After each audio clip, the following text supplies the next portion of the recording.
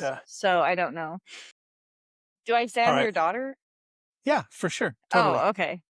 I wasn't sure if that was like Yeah, no, I'm not trying to like, random. here's some random Do you want me person to I've what do you worked want me with. to say about myself? Like I'm your daughter and Yeah. what do I Tell us how old you are, what you I'm do. 20 I'm 25. I work in sales for technically like a fintech company. So I'm an account executive there. I've been working in sales for almost 3 years now, I think. Yeah, like early 2022, 2023, I think. Yeah. So that's what I'm doing right now. And I work remotely from home. So that's the best. And what else? I don't know. Do you That's want pretty other good. fun facts? Okay, good. Yeah. Sorry. I love also that you studied film in school, came out, you were trying to be a freelance or working on being a freelance writer. I don't want to say trying to be Yeah. before you got into sales. Yeah. I So did do the interesting. freelance writing. I just didn't feel like that was where I wanted to put my creative energy, Yeah, was writing other people's stuff. But I did do some like financial writing for a Bitcoin channel for a while. that's right. So, I remember that. Yeah, that was good. so Awesome. it was more focused on the mining Bitcoin yourself though. That's So right, like huh? getting all the Yeah, I remember you big asking me computers and stuff. a bunch of questions about that. So Yeah. This was before Chat GPT, like barely before. So people right probably are before, writing their yeah, own YouTube before it put scripts all the now. writers out of business. Yeah. So I'm glad I got out when I did. So Yeah. Well, you could have become a chat GPT expert. true. But okay, so if you don't mind, give everybody an overview of the things that we've worked on over the years. Like, what have I taught you about money? What have I taught you about investing that you remember from growing up in our home? So growing up, I always remember 20% of everything you make goes to savings. Um, I've always feel like I've done that pretty well. Uh, Then I think when I was I don't know how old I was when I started teaching piano in high school. Uh, Uh-huh. I think that's when we opened a Vanguard account for me so I could start a Roth IRA. Is it Yep. IRA or IRA? I don't know. Yeah. So I still have that. And then I think when I was like 20 or something, I started doing crypto too, but not very much. I don't think I've done as much as like Olive or any of the other kids either. But I just opened a Coinbase account and I would just put like, if I had like extra money in savings, I'd put it in my Roth IRA first and then do some Bitcoin. And that's still kind of how I operate. I try and put now instead of 20%, I just try and put all of my commissions into savings and then live off my base for my bills and things like that. So I have a K too through my company now. So money goes to that automatically. And then I'm trying to max out my Roth IRA and then I just put into the Coinbase account that I have. I still haven't switched over my stuff to Swan. So Yeah, it's all right. I should help you with that. I definitely want to get your stuff off of Coinbase and get it onto Swan, or not onto Swan, but get it to where you're making regular automatic buys of Bitcoin from Swan. And yeah. then Swan will automatically transfer it to a Bitcoin wallet for you. So, and what I like too, man, because I know I've talked to you over the years, is do you have an automatic buy with Coinbase or no? No, because I've always liked to do it manually Manually. Gotcha. when I've had Extra I money. guess, extra money to do it. Because there's been times that I've been saving for like other things like trips that I don't necessarily want to put it into Bitcoin or, Yeah. Do you still just kind of depending on follow things. that pattern? Would you say you're putting about 20% into your investments? I mean, since I'm putting all of my commissions into my investments, like my commission split, like with my base is 60% base, 40% commission. So it's around like Wow. if I hit So my more than quotas and stuff, 20%. it's like 30 to 40% of my Yeah, income. that's awesome. I think you've always been good about living on less and managing your expenses well. Yeah. And then what else would I was going to ask you about that? Another thought came up. Oh, that you like to travel. That I think that's interesting too, because you've done a lot of really big trips Mhm. during college. You did a study abroad in China. You went to Mhm. Italy while you were in college. You've Mhm. been, oh, where else have you been? You've been to Europe. You and I did that 2-month trip to Europe and Europe, did the Camino de Japan, Santiago. Australia. Yep. You have been all over the place, So which just two you more also put money continents. aside. Do you still follow roughly like just for people who are watching this so they know? So I've always taught my kids that they should, especially when they're young and growing up, that they should work to live off of half of what they earn. As teenagers, I would even have them flip that a little bit, and I'll explain that in a second. So I teach them to pay their tithing first, 10%. However, and you can do that too. Whoever's listening to this, you can pay it to church, you can pay it to charities, whatever. And then the next 20%, I would teach them to put it aside for their long term savings. This is money that they're going to put in investments like Bitcoin, like index funds that they're not going to touch until they can actually live off of those investments, right? And have them Mhm. continue to grow. And then the next 20%, I would tell them to put aside for short term savings, things like trips, right? Down payments on houses, buying a car, things like that. All these things that you haven't bought a house yet, but you bought your own vehicle. You put a good, I remember being there to sign it. You put a good down payment on it that you had saved up. Uh, yeah. So I'm really proud of you in that sense. Do you still, and then, the last 50% is to live off of. When they were young, I would tell them your long-term investment money with your living money, because when they were living in our home, you guys could do a ton of fun stuff off of 20% of what you earned. You know what I mean? Yeah. You were I earning think several I hundred do think it's dollars. changed. I do think it's changed a little bit though. Like I just like I mean obviously cuz now like I'm an adult, I'm paying for my own rent, I'm paying for my own food. And like groceries now, I just think cost of living is like pretty high. There's obviously ways to do it, but there is kind of like a certain level of like health-wise that I'm concerned about that I'm like willing to shell out more. Yeah.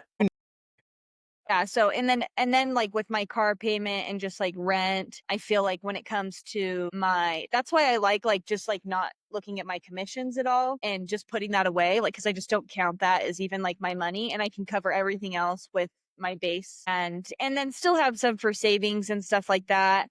But it isn't like 50% of my base is going to travel anymore just cuz I have those other things. So I would like to get to the point where I mean I would like to pay off my truck early, I think just to free up some of my income for that kind of stuff because I do feel like that's a bigger expense that I'm happy to have and I'm glad that I made the purchase on that, but like I'm like okay, if I can pay this off faster then my more of my base can go to like my fun trips and stuff. For But sure. That's but it totally is nice too understandable. because for work since I travel for work I can put all of my travel expenses on my credit card, which gives me points. So then it usually Yeah, ends up covering my flights and things like that when I do travel, which I feel like is like the biggest expense when you're going to other countries is the actual flights and getting there. yeah, yeah, So that is. We've been able to travel pretty affordably on the trips that we've been on together and travel well too. It's not like we were skimping and everything. Like we've eaten our way yeah. we've eaten our way well across many countries in Europe. So, and then I've done that same thing with Widge in South America. I'm looking forward to going to Antarctica with you sometime soon. And then I need to hit Asia and Oceania, and Yep. knock those two continents off my list. So, but We can do the yeah, so you trail to can Mordor. definitely travel well and still be kind of frugal with it, especially at your age when you have a lot of other concerns, um, about getting started in life. And, you may Yeah. be looking to buy a home or your own place sometime soon. So the other thing I was going to ask you about with that too is about what time did I have you start buying Coinbase or Bitcoin I from think it was Coinbase? I feel like I was in college at least. So I think I was like 19 or 20 years old. Okay. I was trying to remember if it was around COVID time, because I remember that when COVID first really hit and the lockdown started, the price of Bitcoin just crashed. It went from like, it lost like 75% of It its value. might It have went been like from around 12 or COVID because 14K down to 3. And I that can't would remember if that track was, to when I was 20. So yeah. would be COVID. And I thought if I remember right, I was trying to get you to put some of your money from your summer job or something, put a chunk of it into Bitcoin. I don't remember I exactly don't how think I much you put a put in. big chunk in to get started. Like now You I were, put in more, but you were like I just buying, didn't, I would buy like $100 worth or something like yeah, every couple months or something. I think like, I don't know, like then like I had put in like $3,000 to $4,000 like from when I was yeah. 20 to when I first started like working like a real adult job. But that was just from like here and there grabbing stuff. And I didn't really keep track. I never like with my investments and stuff, like I just put the money there. I don't like I never look at my Roth IRA like unless I'm putting money into it. And even then I don't really like check the numbers. I don't really check the numbers on my Bitcoin either. I don't really keep track of it, which maybe I should, but I just don't like consider that my money, honestly, till That's I awesome. guess I'm ready to pull it out. So Yeah, for sure. I mean, if you checked in like once a year just to see where you're at, I think that would be plenty. You don't need to be looking at it all the time. You don't need to, too many people drive themselves crazy looking and seeing all the ups and downs. And the mindset that I wanted you guys to have is that you're not investing. And I can feel this from you as you're talking because you're saying it's like not even my money for right now. I yeah. wanted you guys to view it as something you're doing for 20 years from now. Right. Yeah. So with the goal of putting in that 20% and constantly doing that or more like you're doing. So 20 years from now, you're able to live off of your investments and still have them be growing. And I can tell just by the way you were saying that, like you don't think of that as your money for right now. It's not your money yet. That's a great way to look at it. And um, so you think you probably total put in like $3,000 or $4,000 into Bitcoin? I think then like now I think maybe like total what I put in is like maybe 6 to 8 grand. Gotcha. Um, but I don't know. So, because I definitely don't think like as much as it says is in my account, like when I checked it today, I'm like, I didn't put in that much. So it's Yeah. grown for sure. So Like, how much would you say it's grown since you've been putting it on? If you had to, for the amount of money you put in to the value it is now, has it grown 2 times, 3 times? I think about 2 times as much as I put in. Which is awesome because you've been doing it for less than 5 years. Yeah. And when you think of like the market as in general, and when I say market, I mean something like the S&P 500 index has doubled, gone up 2.3 times in the last um, 5 years, which has been a really good run for the S&P 500. Because on average, the What is S&P 5 S&P 500? I don't even know. that is it's an index. So an index is a group of stocks that are monitored to kind of give you an idea of how well the market is doing. So you've got some famous indexes like the Dow Jones Industrial Average, Nasdaq, S&P 500, and the Dow Jones is like the biggest, usually around the biggest 20 companies or 20 of the most significant companies in the US. Nasdaq originally started off as a bunch of technology companies. It was a different exchange and more. They kind of pioneered, computers and stuff and exchanges, and so they had their pick of their favorite stocks. S&P 500 is the largest 500 companies that are traded on the United in the that are traded on stock exchanges in the U.S. It gives you a good idea of how people are feeling about things, how the economy is doing. Not always super accurate, but when things are good, the S&P 500 and other indexes are going up. When things are uncertain, they kind of flatlining, maybe shrink a little bit. When things are bad, they tend to go down and reflect kind of the mood of everything. But the other cool thing about these index funds is that they provide a good return. So if you buy an index fund and the things that when I've been coaching you and teaching you and helping you out with your 401k and your Roth IRAs and all that kind of stuff, we've been putting you into index funds and into some Bitcoin ETFs as well. And the cool thing about those is all the professional money managers out there that have, you know, all kinds of computers, software, analysts, all the things you think would make them uber successful for picking stocks, they only get better returns versus the S&P 500 8% of the time over a 10-year period. So why not just buy the S&P 500? Why not just put your money in? So that's what we've always done with you when you look at your things. I think we tried to find things in your 401k that 401ks can be tricky because they don't always have really good offerings, right?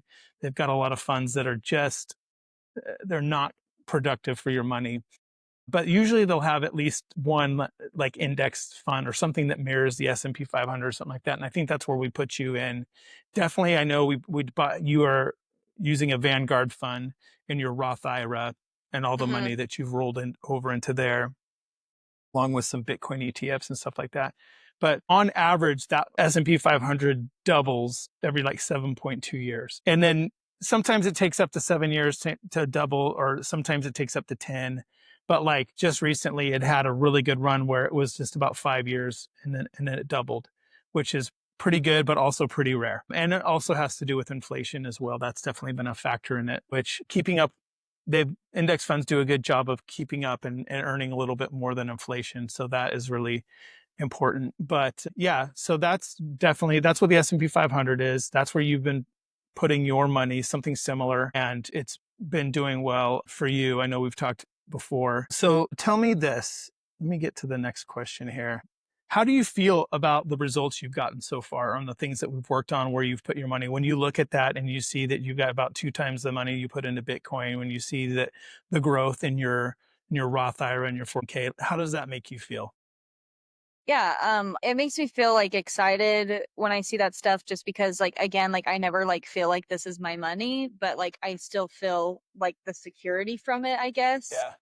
that I don't really have to worry about it. And like when it comes to security too, I mean like I had like a medical thing where I needed to go to the hospital and I had a huge hospital bill this year. And so it's nice to know like even though like that felt like a lot of money to me, it wasn't ever anything that was going to put me in the negative, like totally, because like ultimately I do have all that other stuff kind of like backing me. I still won't like pull it to cover that like cost right now because I can cover it with like my current like salary, I guess. But it's just nice to kind of have that security to know that like in a situation like that, you kind of do have like, you're not totally going to be in the negative when you do get hit by something Yeah. like that. So, It's comforting, isn't it? yeah. Yeah. I love that. I like how you said that too. There's something about saving money and seeing it grow in your account that is reassuring and satisfying, like, Hmm. and empowering in a way. And it makes you want to do more of it. I feel like the more, that's why I teach people about Huddle 520. I don't know how much I've explained to you about that, but just getting them to buy their first $500 of Bitcoin and put it in a Bitcoin only wallet and just commit to keep it there for 20 years so they can see the growth of just that one $500 investment. Because there really is something, I like how you said that. There's just something comforting or empowering about it. Makes you feel good to see that money there and to see it growing. It gives you some assurance that you can handle things. Min, do you have an emergency fund? It kind of took a hit with my medical bill. That's what So, it's there for. yeah, so it's a small fund now, but I was able to put down like pay a lot of the medical bill off like up front and then I just have like a couple more payments on it. Nice.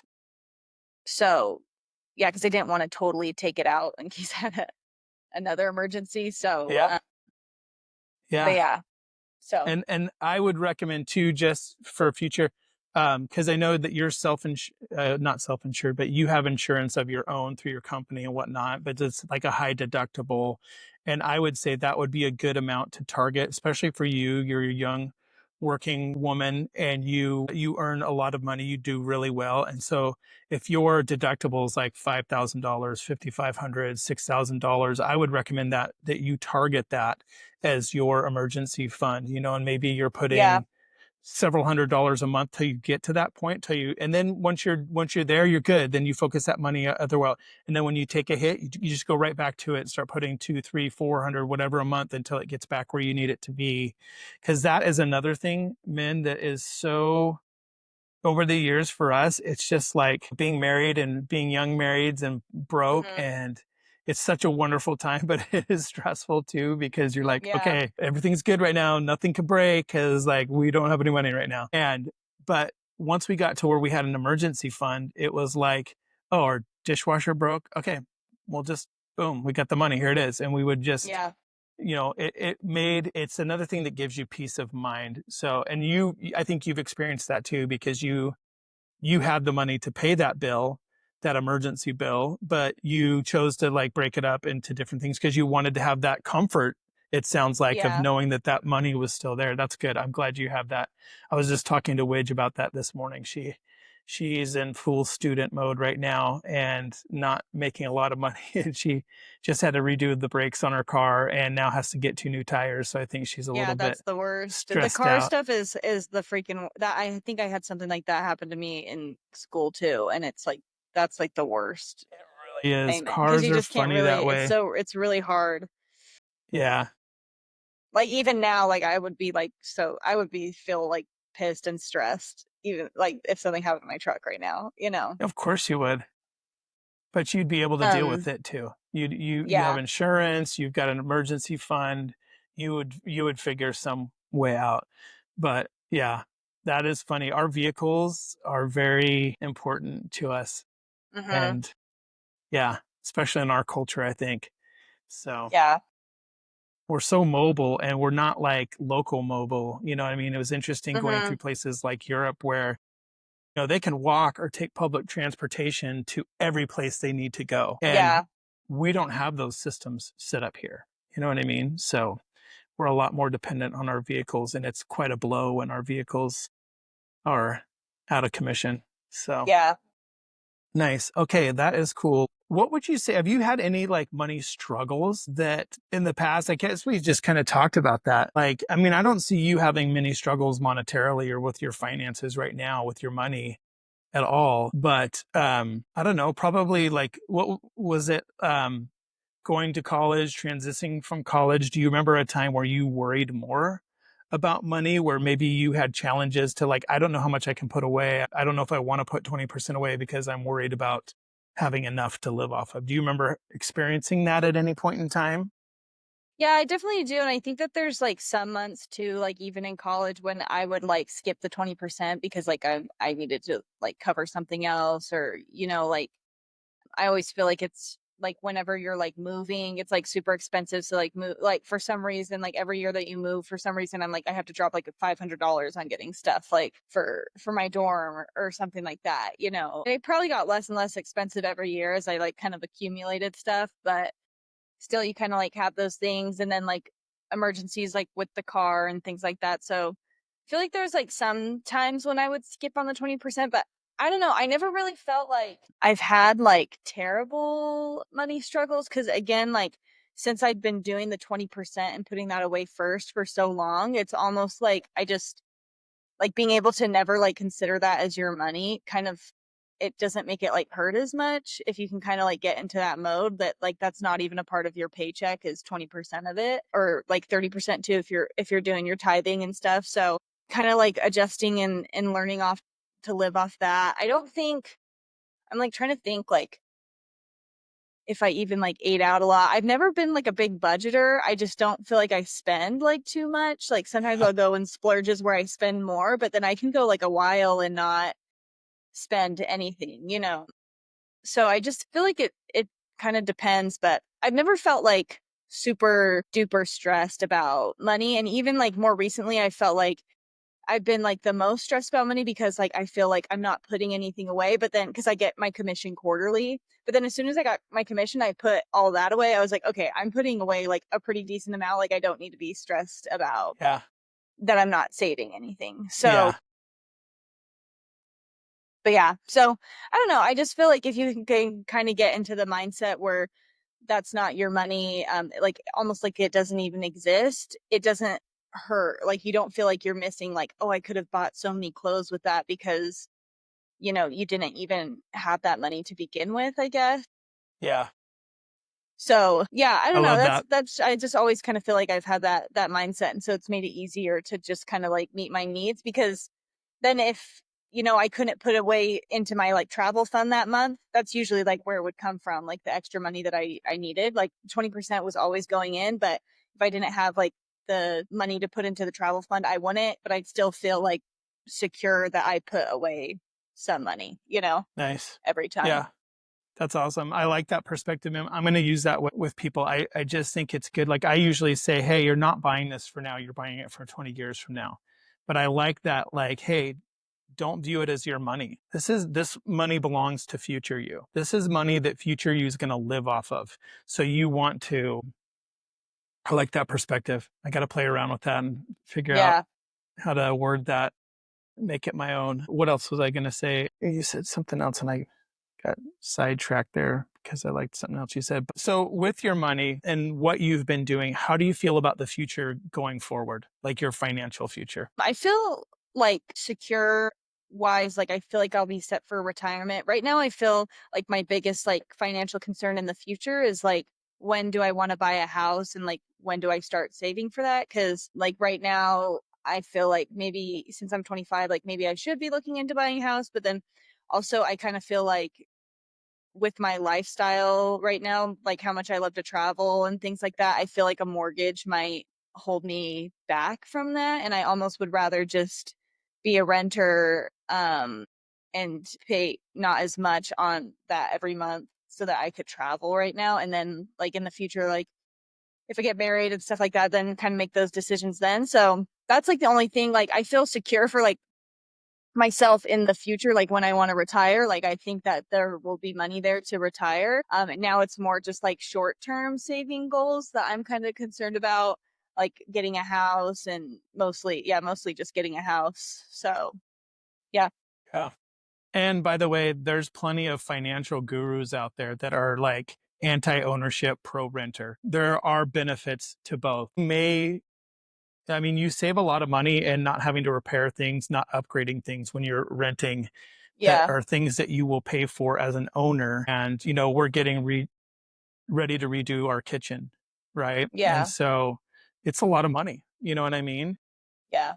And I'm happy to pay it. It's not that, but it's at the same time if I'm looking at a cost benefit analysis of owning versus renting, I probably would have more money to have been able to invest and grow there if I had rented over the years.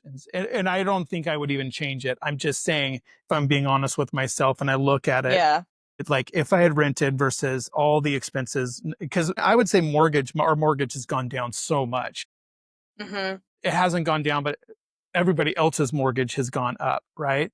And so rents have gone up. We would be paying a lot more than our mortgage right now if we were renting, Yeah. but we've paid a lot more in upgrades and repairs and all those kind of things that I think we would have made out better as renters, but there's a quality of life thing to owning a home too that is important for some people. Some people appreciate. Sometimes it's like you said, it's at different points in life. Right now, you feel you're better as a renter, whereas later down the road, you might want to put some roots down and have a place that's your own Yeah. and put, more money into it than you would into rent to make it a place where where you and your family love to be. But I want to hit that question again one more time. As far as your financial future and like retirement and becoming financially free in your case, and when you see what you've done with your investments and the things that I've taught you, do you feel positive, hopeful for the future? Are you worried about the future? Or what do you think of when you're looking at your funds and seeing how they've performed and the benefits or the what's happened as a result of you investing? How do you feel about your financial future in that sense, the long-term future? Yeah, I mean, kind of like we talked about, like I feel like I haven't put that much into Bitcoin and it's already doubled. So like as my career kind of like grows and I make more money and I'm able to put more money into that, that like makes me excited to see like investments like that that kind of have, higher risk than like a Roth IRA or stuff, but still maybe some like higher rewards. Uh, so I feel like excited about that. Um and yeah, I just feel like I'm not like worried about the future. I feel like a lot of people my age are living paycheck to paycheck or maybe Yeah. even like less than paycheck to paycheck because like they have so much debt. I've seen a lot of like TikToks recently about kids who are my age and they're I don't know how much money they're making, but they're like $160,000 in debt, $250,000 in debt, like just from like student loans and like crazy things like that. And I think a lot of credit card debt too, actually. But so like when I feel like looking at the future, I feel like really positive because I just don't have any of that like holding me back either. Like I don't really have a lot of debt, like besides like my car that I've kind of paid off a lot of already. So I'm not really, it feels just like secure and stuff like that. And then even being able to like just have any savings in general, like makes me hopeful too. So Yeah.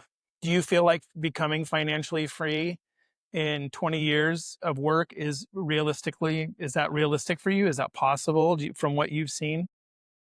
yeah, I think so. Like at least for like where I'm at now, I do feel like there's some things like I might have to make more money in my savings account than I probably had originally planned, just because like with the cost of living and everything right now, Right. like just to maintain a standard of living that I like to have.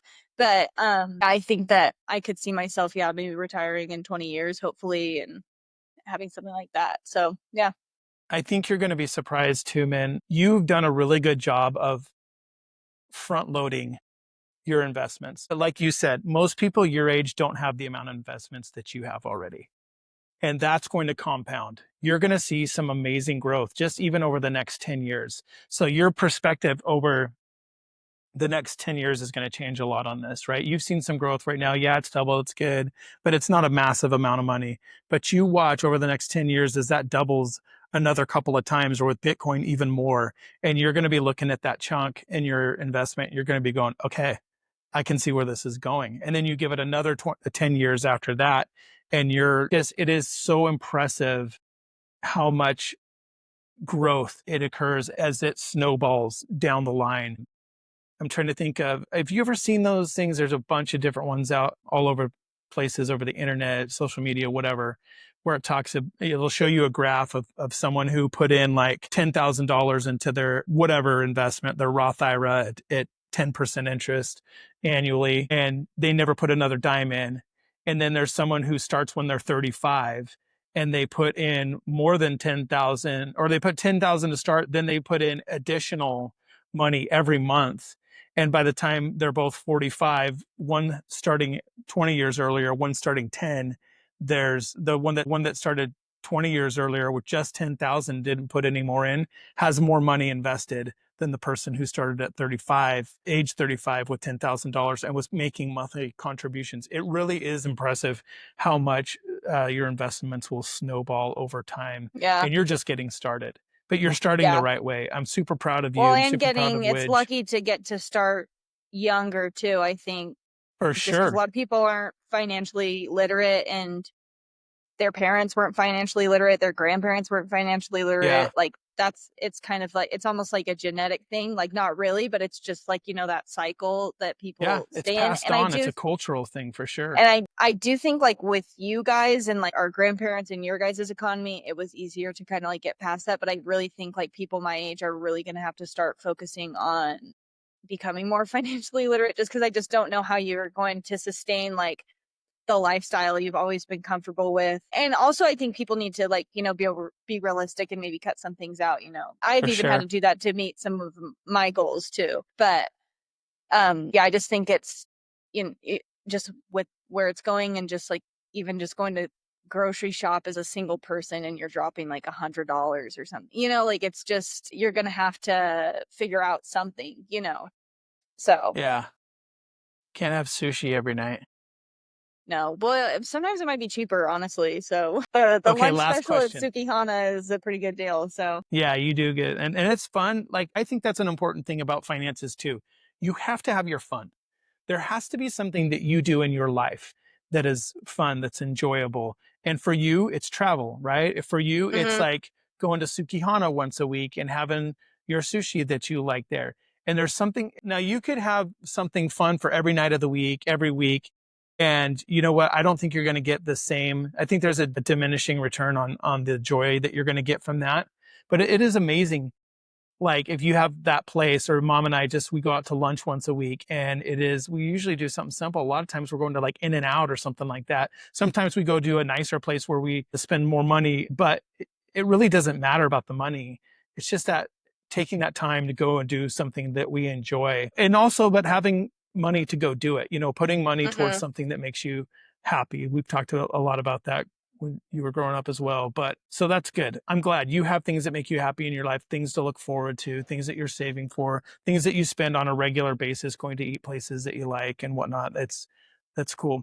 Last question. Based on the things that I've taught you about money and investing, and based especially on the results that you've gotten, what would you say to other people who are thinking about working with me to help them get going on their finances, investing, and particularly with Bitcoin? I think that you're a great like starting point to investing because I basically have everything set up that like you've taught me to have set up. I don't personally know. I could do some more research about it, but just not really my wheelhouse to like go look up stocks and stuff. Like I don't really understand always how that works and stuff. So like if you just want to start somewhere like with investing, like you don't know where to start at all, I feel like you're a great resource for just getting started on that stuff and just the basic things that you need to have set up where if you didn't do anything else you would be good. Like you don't need to be looking into the stock market every Yeah. day and like invest in like figuring out where you're going to put your money. Like you could set these things up and kind of like set up how much you want to put into it every month or every paycheck and then leave it and you'll be set and you Yeah. don't have to kind of worry about it. So that's kind of what I like because I don't really think about it that much. I mean, I would like to in the future like get to a position where I can just be investing in things and learn some more about that to where I didn't really have to work anymore and could just do that. But I don't really know about all that stuff now, but I know that I have like a secure enough like base to get started right now. So Yeah. Awesome. Thank you. That's awesome. And I hmm appreciate that. I mean, and part of what I'm trying to help people understand is if you want to get into picking stocks and doing more and getting into other investments, you can definitely do that. I teach people what you need to think about when you do that because you need to be careful. But the main thing, and what I appreciate that you said about that is I want to help people understand how easy this can be, how simple hmm this can be, and you can get really good results, better than most people out there, the vast majority of people out there, by setting up some simple things, right? And automating yeah. them, put them on autopilot. Your autopilot system revolves around your commission checks, right? Other people, hmm it might revolve around the paycheck. I've been an entrepreneur forever, ever. So I do have a regular buy into some things. I always put it every time I get a big chunk of money from one of my businesses, I put it aside so that I can automatically put it in there. But I also put stuff in from time to time when I get a chunk of money from one of my businesses too. So there's different kinds of automation, but that is what I want. I'm glad you said that. I'm glad that you've experienced this too. But that's what I want to help other people with, is showing them how simple this can be and how you can get really, really good results, extraordinary results Yeah. by doing simple things regularly. So hmm cool. Thank you. I appreciate you taking some time to chat with me today. Anytime. When are you going to Sukihana next? I don't know. It sounds good right now. So maybe today. Do you usually So go we'll for see. lunch or for dinner? Yeah, I go for lunch because you get 3 rolls and a miso soup for $15. So Oh that's man, where what a I'm good saying deal, it's a huh? crazy deal. Yeah. Yeah, that's awesome. Very cool. All right, man. Thanks again. I love you. Okay, love you too. Bye. Bye.